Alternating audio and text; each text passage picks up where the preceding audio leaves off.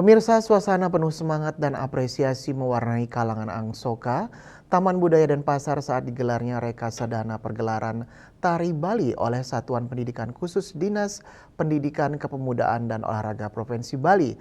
Kegiatan ini menjadi bagian dari rangkaian Pesta Kesenian Bali PKB ke-48.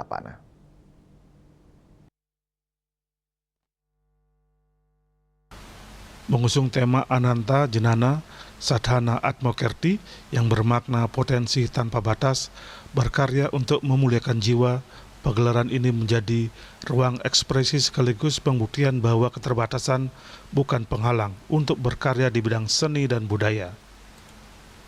Sebanyak 11 tarian ditampilkan oleh perwakilan 11 sekolah luar biasa SLB se-Provinsi Bali. Para siswa menampilkan kemampuan terbaik mereka melalui beragam sajian seni tari yang syarat kreativitas dan semangat. Pergelaran dibuka oleh SLB Negeri 1 Denpasar melalui penampilan tabuh penegak palawakil dan tari penyambutan Selat Segara yang berhasil membangun suasana meriah sejak awal acara.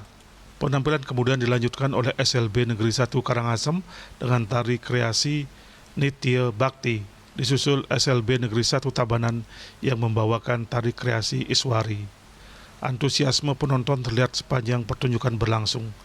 Ratusan orang tua siswa dan masyarakat yang memenuhi kalangan Angsoka memberikan dukungan dan apresiasi melalui tepuk tangan meriah untuk setiap penampilan para siswa istimewa tersebut. Sebagai penutup, SLB Negeri 3 Denpasar menampilkan drama tari Cepak Gerantang yang menjadi akhir manis dari pergelaran, sekaligus menegaskan bahwa seni menjadi media bagi seluruh anak untuk mengekspresikan diri, membangun kepercayaan diri, dan memuliakan jiwa melalui karya.